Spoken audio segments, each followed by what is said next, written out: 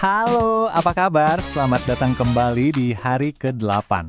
Pernah nggak sih kamu merasa deg-degan pas lihat ada bisnis baru yang mirip banget sama ide kamu? Wajar kok, perasaan itu wajar banget. Hari ini, kita bakal bongkar salah satu ketakutan terbesar para pebisnis pemula, yaitu soal pesaing. Yuk kita ubah rasa takut itu jadi kekuatan. Coba deh, jujur sama diri sendiri. Kalau kita dengar kata pesaing, apa yang pertama kali muncul di kepala? Mungkin gambaran kayak penjahat di film gitu ya, yang siap nyerobot pelanggan kita kapan aja? Kalau kamu mikirnya begitu, tenang aja. Kamu nggak sendirian. Ini pandangan yang umum banget. Oke, kita masuk bagian pertama, pesaing. Sebenarnya mereka ini musuh atau jangan-jangan guru terbaik kita? Nah, mari kita bedah bareng-bareng perspektif ini. Rasa takut itu beneran ada. Takut ide kita dicontek, takut pelanggan diambil, atau bahkan takut bisnis kita gagal total. Ini kekhawatiran yang sangat manusiawi buat siapapun yang lagi merintis usaha. Sekarang, gimana kalau kita coba patahkan pikiran pesaing itu musuh? Ada konsep yang menarik banget nih. Namanya kue pasar yang justru jadi lebih besar karena ada persaingan. Kok bisa? Kita lihat contoh nyatanya. Coba deh, lihat dua raksasa ini, Gojek dan Grab. Wah, mereka ini definisi persaingan sengit, kan? Perang promo, perang tarif, rebutan pelanggan, rebutan driver. Kelihatannya kayak pertempuran habis-habisan ya. Logika lamanya kan gini, kalau Gojek dapat pelanggan, berarti Grab kehilangan pelanggan. Pandangan ini ngelihat pasar itu kayak kue yang ukurannya segitu-gitu aja, jadi harus dibagi-bagi. Tapi, lihat apa yang terjadi di dunia nyata. Persaingan ketat mereka itu justru mengedukasi seluruh pasar. Orang yang tadinya nggak pernah kepikiran pakai ojek online, jadi penasaran dan nyoba karena banyak promo. Mereka berdua juga jadi makin kreatif, terus berinovasi.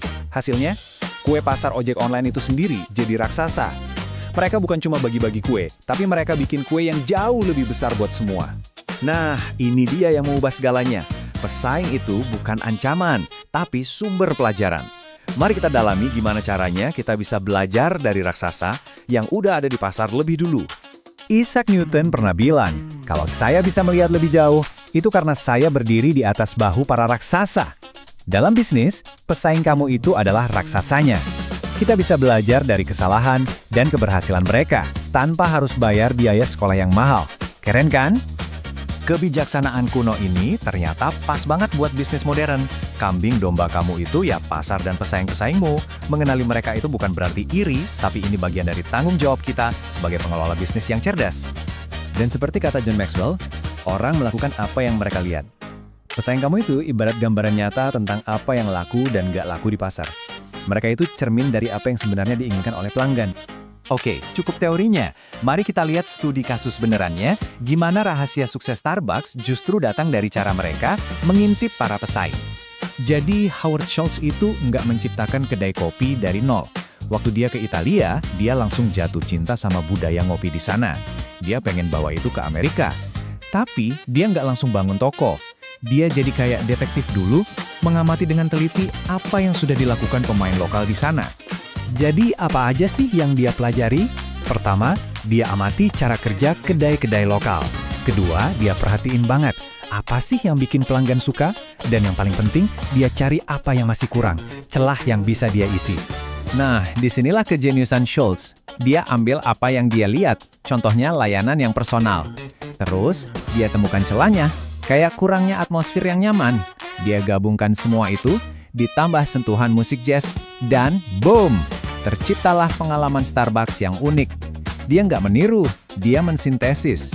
Dia belajar dari pesaing untuk jadi beda. Cukup ceritanya ya, sekarang giliran kamu. Yuk kita coba lakukan analisis pesaing sederhana hari ini. Ini langkah praktis yang bisa langsung kamu kerjakan. Oke, ini tugas konkret kamu buat hari ini. Gampang kok. Pertama, cari 3 pesaing dari ide bisnismu. Kedua, buka media sosial atau website mereka, kepoin aja. Ketiga, catat apa kelebihan mereka, apa kelemahan mereka, ini penting. Coba cari dari keluhan pelanggan di ulasan bintang 1 atau 2, dan berapa kisaran harga mereka. Dari sini, kamu bakal mulai lihat celah di pasar. Jadi mari kita ubah cara pandang kita. Pesaing itu bukan rintangan, mereka adalah peta jalan. Mereka menunjukkan rute mana yang berhasil, dan juga jalan buntu mana yang harus kita hindari. Jangan takuti mereka, belajarlah dari mereka. Karena pada akhirnya, mereka lah yang akan mendorong kamu untuk jadi yang terbaik. Sampai jumpa di hari berikutnya.